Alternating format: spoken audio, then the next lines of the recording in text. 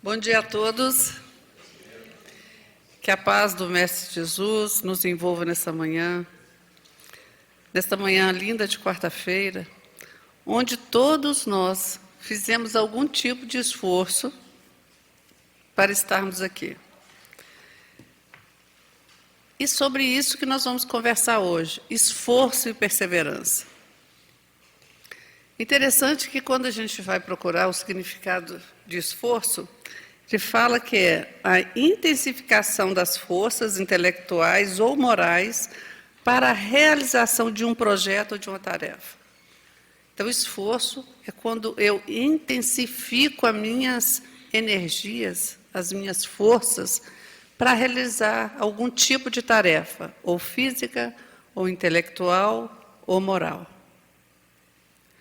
Aí, quando a gente vai buscar o que significa perseverança, ele vai falar para a gente que é a qualidade daquele que não desiste, característica de quem sempre insiste, daquele que tem constância. Então, a gente junta o esforço e a perseverança, é aquela pessoa que luta todo dia, que não desiste de se esforçar, não abandona a luta. E é muito interessante, porque Jesus, ele vai nos convidar e vai fazer uma alertiva para a gente, lá no capítulo 18, sobre a porta estreita. E ele nos convida, no capítulo 17, aliás, a porta estreita, né? A porta estreita. E ele vem nos convidar porque ele fala que é difícil a porta estreita. E larga é a estrada da perdição. A gente fala, mas que perdição é essa? É porque essa distração que tem no mundo é que se trata a estrada larga. Então, eu me distraio com várias coisas e eu esqueço do objetivo principal meu aqui no planeta Terra. E é interessante que Jesus vai falar, em vários momentos, né, da sua passagem, ele nunca fala que é fácil. As promessas dele nunca é para aqui, para esta encarnação, para onde estamos no planeta de provas e expiações, principalmente. Ele sempre nos traz promessas para a vida espiritual. As conquistas são sempre espirituais. E por que ele só nos promete coisas boas para a vida espiritual? Porque esta não é a nossa vida. A nossa vida é espiritual. Aqui é só uma existência, é uma passagem. Então, nós desistimos com muita facilidade porque nós nos distraímos no caminho. E a porta larga, ela vai nos trazer sempre desilusões.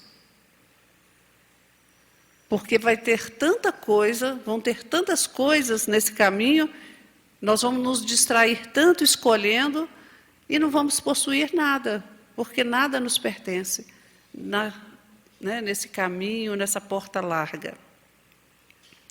Aí uma pessoa, um que estava lá ouvindo Jesus, fala, mas Jesus, vão ser poucos os escolhidos? Na hora, né, da escolha, vão ser poucos? Aí Jesus fala, muito pouco. E quando a porta se fecha, vão bater na porta e vão reclamar tudo que tinha feito, né? Eu fui no Sheila toda quarta-feira, eu tomei passe, eu dava uma cesta básica, e eu vou falar, não vos conheço. É interessante essa passagem, né? De falar, mas espera aí, ele não vai me reconhecer? Na verdade, quando a gente chega do outro lado, que é a vida real, quando eu tiro todas essas distrações, que é a carne, que é a matéria, eu vou me deparar só com o meu objetivo que eu tracei, e com o que eu consegui cumprir e o que eu não consegui cumprir. E às vezes a gente acha que está indo muito bem. Nossa, eu estou indo muito bem.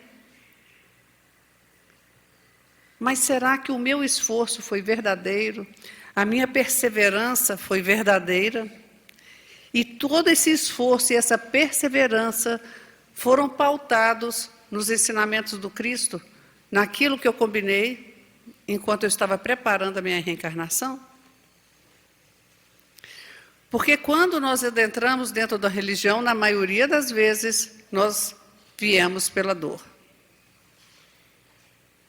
Nós vamos pela dor, e naquele momento eu traço grandes propósitos para a minha vida, de transformação. Mas é só diminuir a dor que eu vou diminuindo o meu empenho. Enquanto dói, se eu pudesse, eu tomava passe todos os dias. É ou não é verdade? Eu me esforço muito quando eu tenho um objetivo, e principalmente quando aperta o meu calo. E a gente se empenha tanto que os centros começam a ficar fracos. Não vou naquele não que é fraco, porque eu não consegui. Né? Aí vai trocando de centro, e nunca faz uma reflexão o tão fraco que eu não estou conseguindo receber nada. E conhecer o nosso projeto. Eu me esforço o tempo todo, eu persevero, mas eu tenho que conhecer. É por isso que o Espírito da Verdade, lá no capítulo 6, ele fala: espíritas, amai-vos, eis o primeiro ensinamento, instruí-vos, eis o segundo.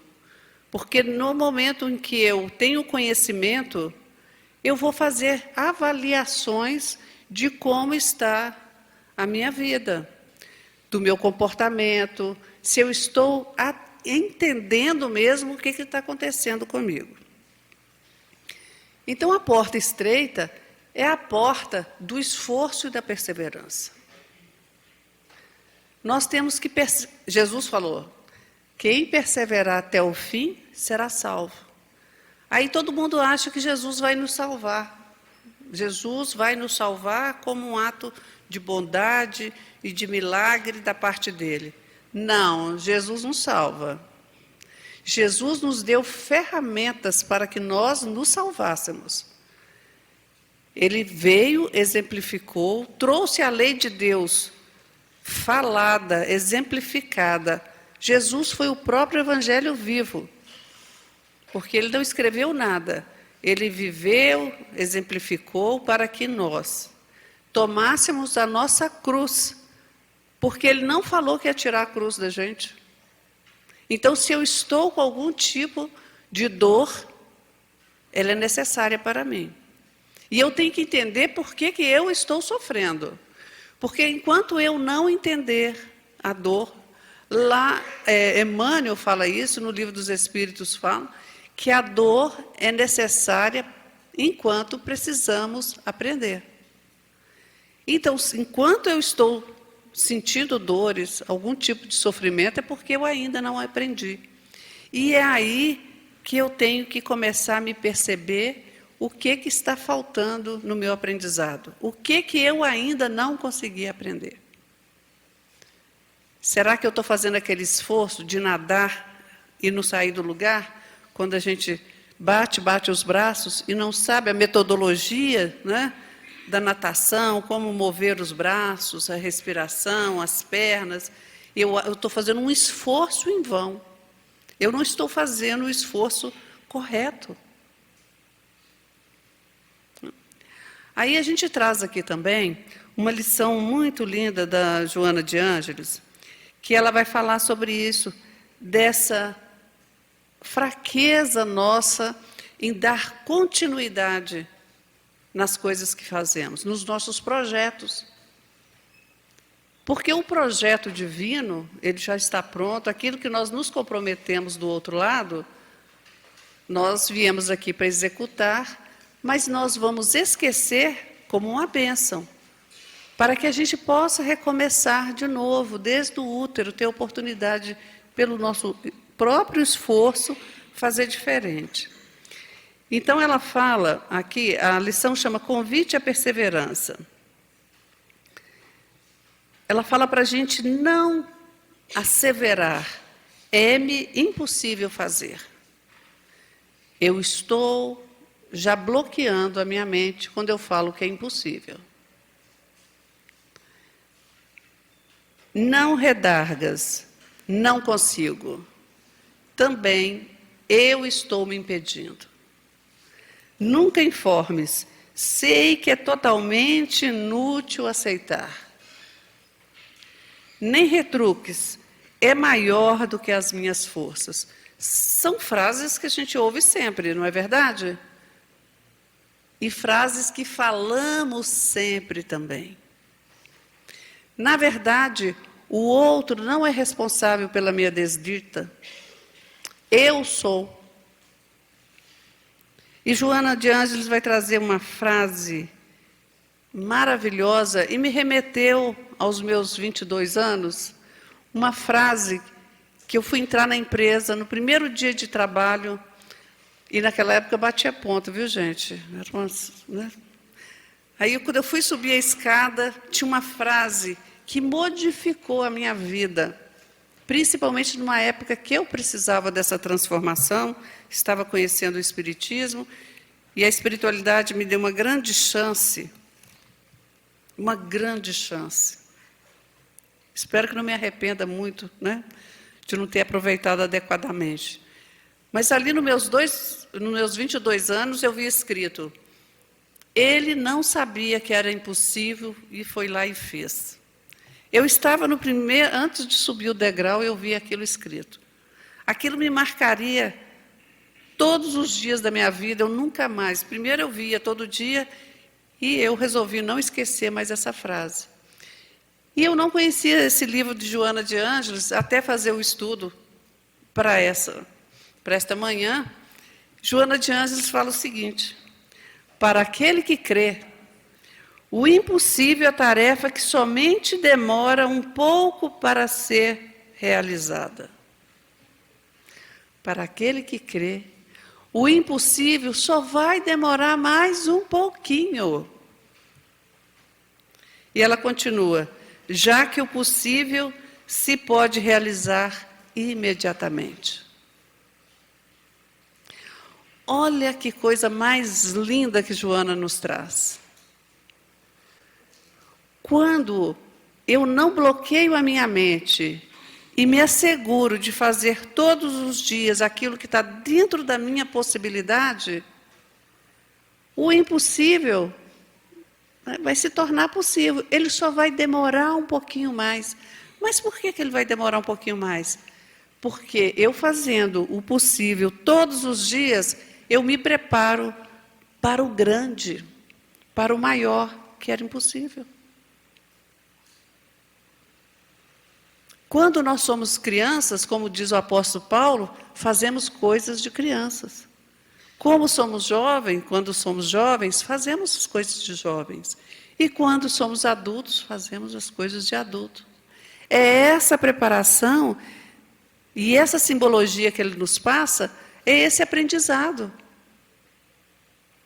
E nós, quando estamos ainda fracos espiritualmente, e nós vamos nos esforçando, perseverando todos os dias, vamos fazendo aquilo que é possível. E não podemos desistir do que é possível.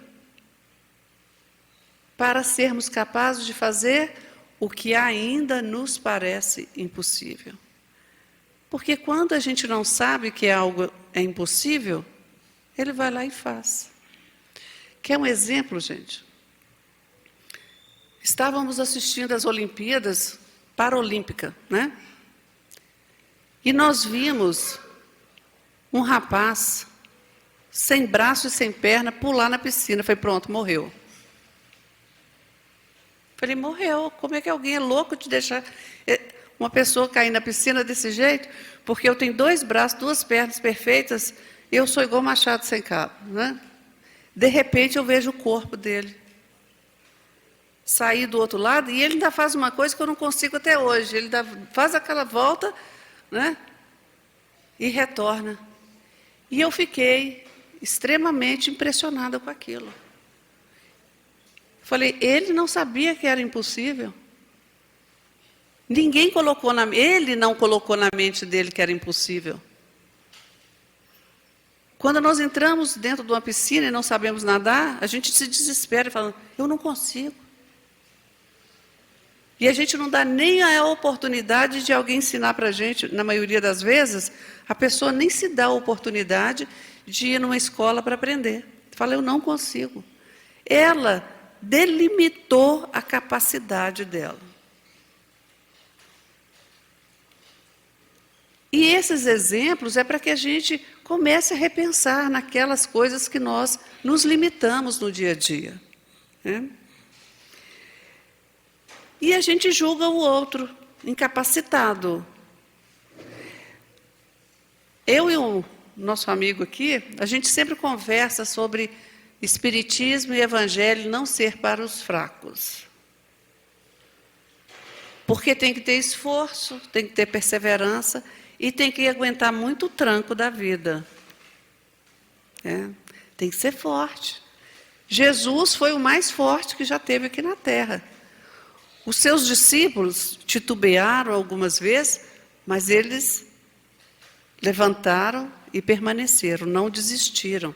Tiveram vontade de desistir? Lógico que sim, gente. Eles ainda eram suscetíveis à matéria. Jesus era um espírito puro. Então, vocês estão estudando aqui, chegou nessa parte em que a gente vai ver que o espírito puro, da primeira categoria, ele não sofre interferência da matéria. Não sofre interferência da matéria moralmente. Mas o sofrimento dele era ele ter, com a luz dele, ter que chegar e ficar no planeta de provas e expiações. Então, muitos historiadores, né, vão trazer para a gente que Jesus transpirava sangue, porque era difícil para o espírito dele ficar contido num corpo.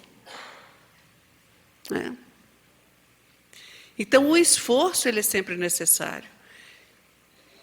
Eu falo que quando a gente começa a estudar o Espiritismo, é como se a gente pegasse um espelho e mantivesse aqui, quando a gente estuda verdadeiramente o Evangelho e o Espiritismo. E tudo tivesse um reflexo nosso. Porque eu sempre, quando eu vou criticar um amigo, uma amiga, eu falo, mas e eu? Será que eu ainda faço isso? E sempre que eu critico, é porque eu faço. Podem ter certeza. Comecem a se observar. Tudo que eu critico no outro, eu faço ainda. Ou tenho vontade de fazer. Ou penso. Então, quando nós nos projetamos, criamos mentalmente esse espelho, para andar com a gente, que é a consciência, a própria consciência agindo ali, interagindo conosco o tempo todo. Você vai criticar? Mas você faz? Então, eu me calo. Eu sempre me calo, porque eu sempre faço alguma coisa, eu ainda penso. Aí estávamos ouvindo uma companheira espírita no YouTube, é companheira porque ela é estudiosa, tenta estudar igual a gente, e ela explicando, ela é psicóloga, e ela falando que estava trabalhando num projeto, numa casa de apoio a drogados. E esse projeto duraria 9 meses.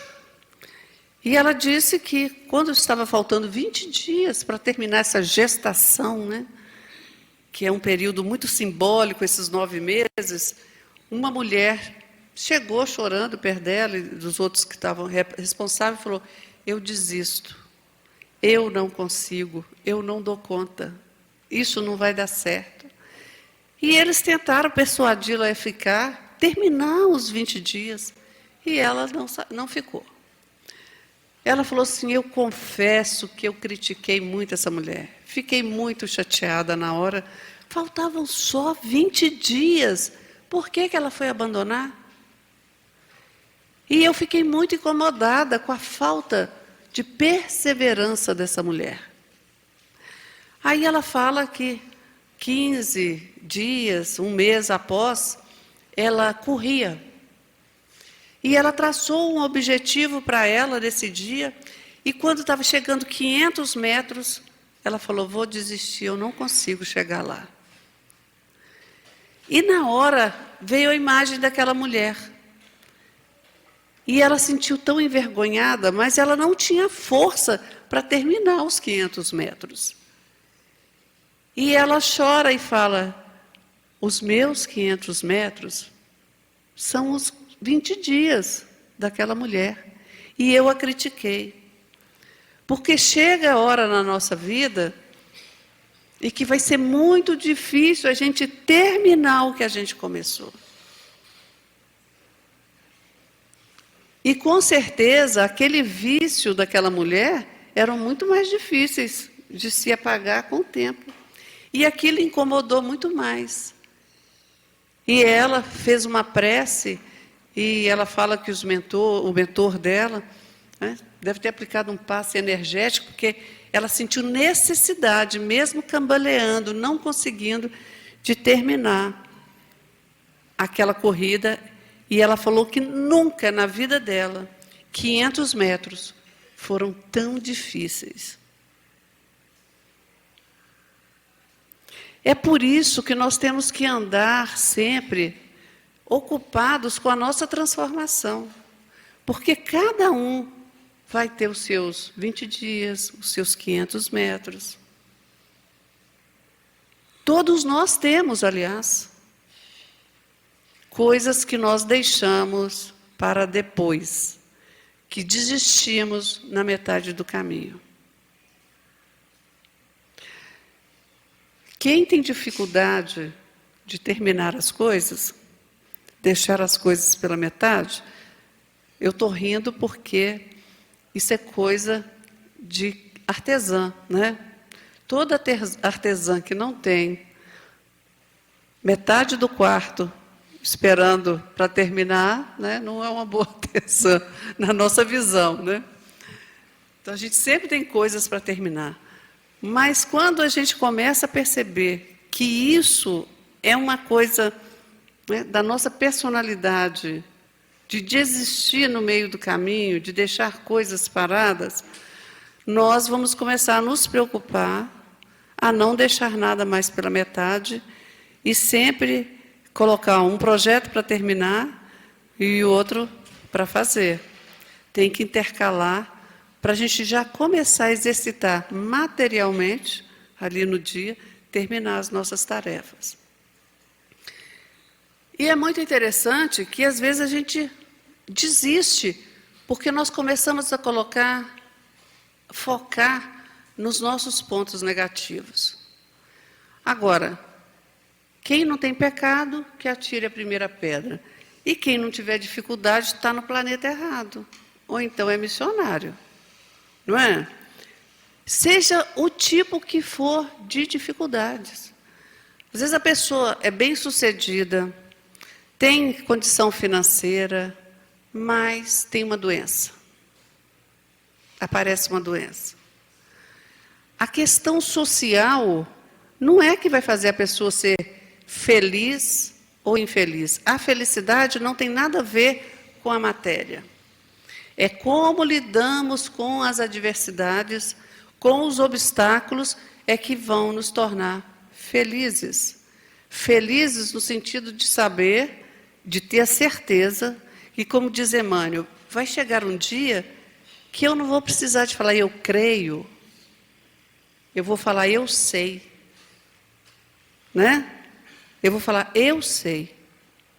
Então, eu sei que tem uma vida maravilhosa esperando por mim do outro lado, mas vai depender de que eu consiga passar por todos os obstáculos. E esses obstáculos não são coisas ruins, eles são só aprendizados. Eu tenho que aprender. É assim que eu aprender, eu não preciso mais daquele. Agora, se eu pego aquele obstáculo e guardo na minha caixinha, eu vou precisar de outra experiência igual àquela. Sabe aquelas coisas que se repete com a gente sempre? As mesmas coisas. Fala, mas Deus, será que não deu aquele loop no sistema divino? Né? Alguém esqueceu de baixar esse problema? Eu já passei por ele milhões de vezes.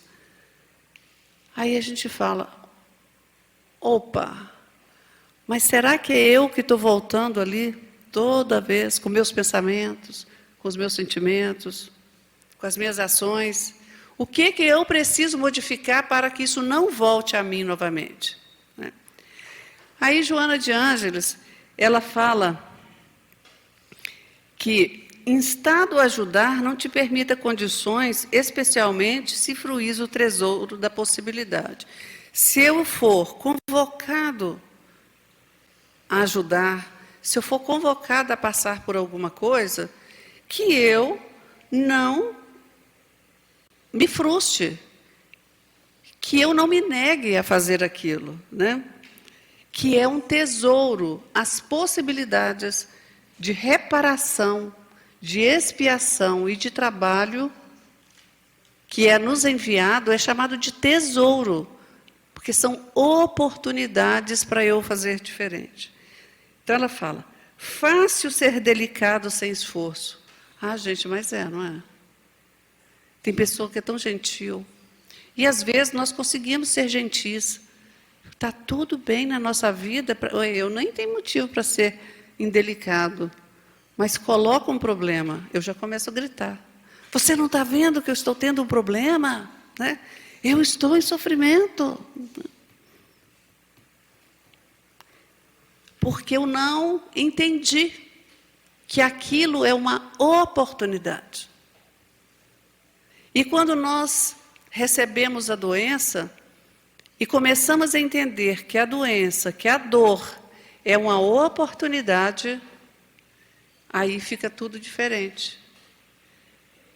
Porque se a gente estudar, eu sempre lembro do que o Espírito da Verdade nos convida a amar e a nos instruir. Porque quando eu me instruo, quando eu estou atenta, estou sempre lendo, procurando informações, a dor chegou. Aí eu vou procurar me informar. Por que eu estou assim? Aí eu vou lá no capítulo do livro Os Missionários da Luz, naquele que fala da reencarnação dos seres do mundo, um curso rápido que André Luiz está fazendo lá para reencarnação, para ele entender de reencarnação. Ele era médico aqui da Terra, sabia até fazer parto, mas de reencarnação ele não entendia. E ele vai encontrar com várias pessoas que iam vir reencarnar e estava modificando o seu perispírito, modificando como que ele ia reencarnar, os pontos que ele ia sentir dor. Aí ele fala, mas peraí, você que está escolhendo isso? É. Porque essa dor na minha perna, toda vez que minha perna doer, eu vou lembrar de fazer uma oração. Essa dor na minha perna vai ser o ponto que eu vou me religar a Deus.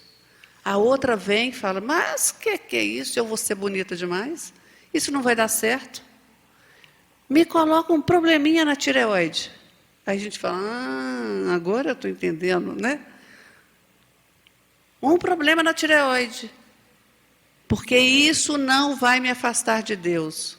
Isso vai ser o meu ponto de ligação com Deus, com a espiritualidade.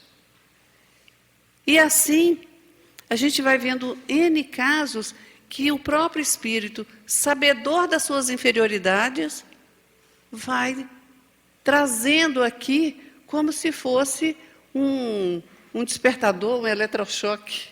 Aquilo que vai acontecer e fala, opa, está na hora de você se ligar a Deus. E aí o que acontece? Quando você se liga a Deus e se coloca no propósito de ser útil, vem a mão da misericórdia para ir te ajudando a caminhar com aquela sua dificuldade, porque você está sendo útil no propósito da criação. Esforçando, porque se você tem uma dor, se você tem uma doença, se você tem uma dificuldade, Seja ela física, seja ela com um ente querido, e você está se esforçando, Ele vai sempre te apoiar em todo momento. E a gente não pode esquecer disso. Aí ela fala, né, que fácil ser delicado sem esforço, ser amigo sem sacrifício, ser cristão sem autodoação. Não funciona. Por isso que ser cristão é para os fortes. Fortes em espírito. Aqueles que não desistem. Porque quantos nós vimos desistir? Judas, ele desistiu. Né? É lógico que a gente fica imaginando a situação dele, você ser responsável por matar o Cristo, né? Ter essa responsabilidade não é difícil, mas ele desistiu. Tantos outros, quando Jesus colocava sobre a porta estreita, sobre o esforço que ele ia ter que fazer, ele falava, Senhor, mas eu tenho que ir lá enterrar, né? Tenho que cuidar do meu pai, da minha mãe, tenho que enterrar meus mortos. Quando tinha que vender a fortuna, então, aí fala, nossa, mas eu vou ficar pobre. Né? E é interessante que aquele mancebo que Jesus convida, em um livro, não sei se é do Miramês, fala que ele, naquela tarde, ele tinha um torneio de bigas, porque aqui agora tem várias corridas de bicicleta, de carro e tudo. Naquela época já tinha de bigas, aquelas competições, né? Tipo aquela carroça, né? E ele morreu naquele dia. Olha que interessante. Naquele dia mesmo que Jesus faz o convite, ele perde a oportunidade. Ele poderia ter ganhado mais um tempo. Já estava perto dele desencarnar. Jesus já sabia. Se ele tivesse se colocado junto com Jesus, ele poderia ter tido mais um pouco de oportunidade e ter ganho a vida dele, porque ele seguia as leis. Só faltava um pouco mais de esforço. Aí Joana fala, perseverança nos objetivos elevados com oferenda de amor. Oferenda de amor. Então a gente acha que o nosso esforço é o quê? É só doar coisas materiais. Lembram do óbolo da viúva? Aquela viúva, ela tinha ficado sabendo de Jesus.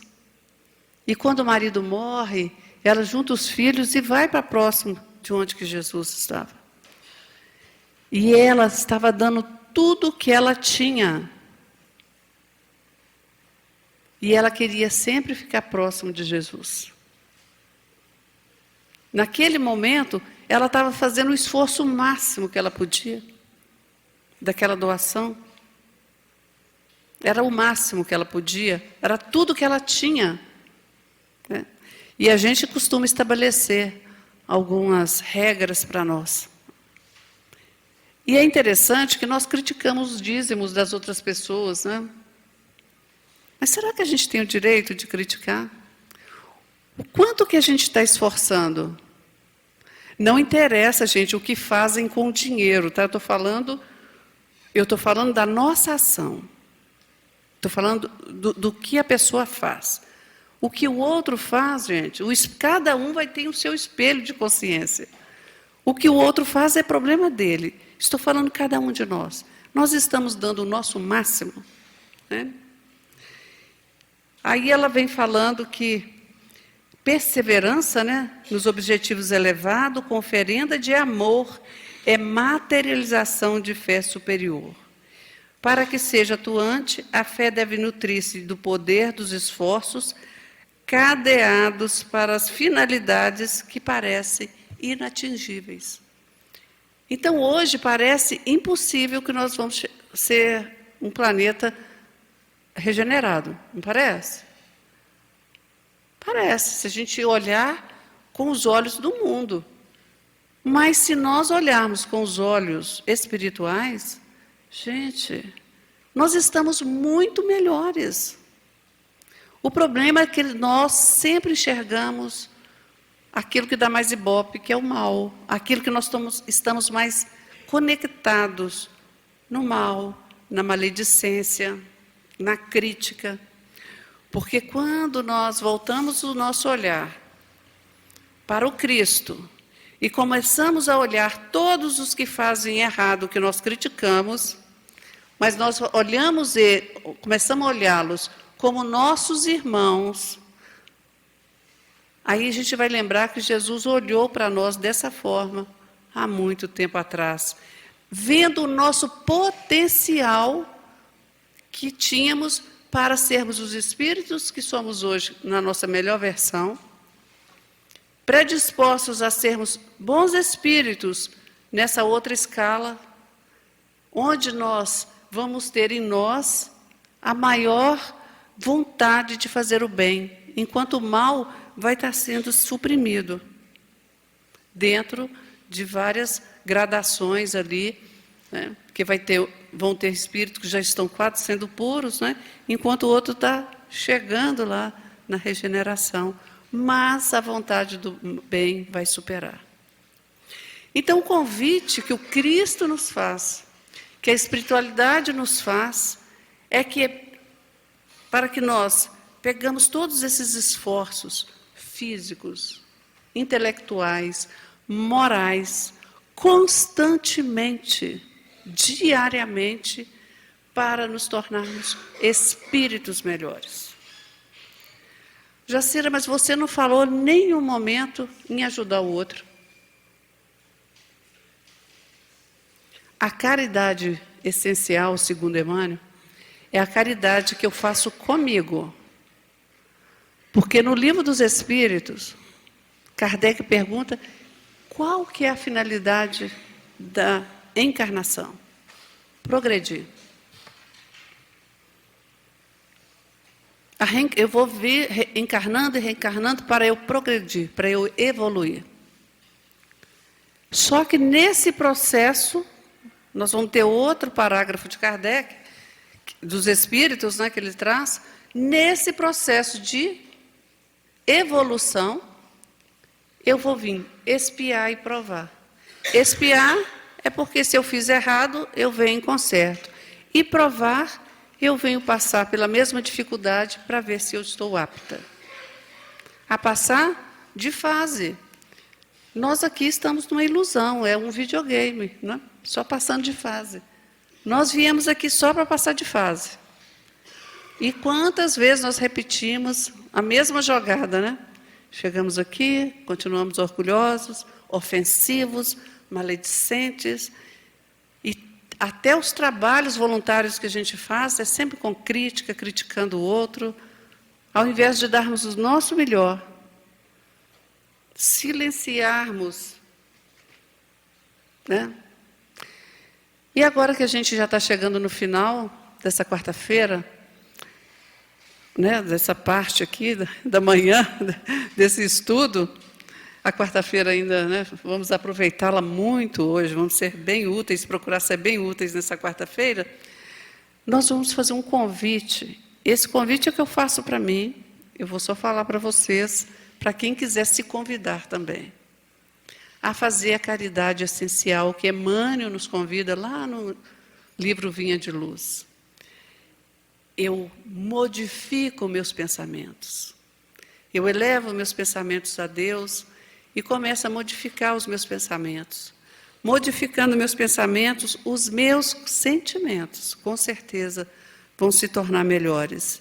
Modificando o meu pensamento, o meu sentimento, o meu falar vai ser um falar diferente, amoroso, generoso. Modificando o meu pensamento, o meu sentimento, o meu falar, aí, as minhas ações, a forma como eu vou tratar o outro, vai ser completamente diferente. E é a partir dessa mudança que eu consigo amar o meu próximo como a mim mesma.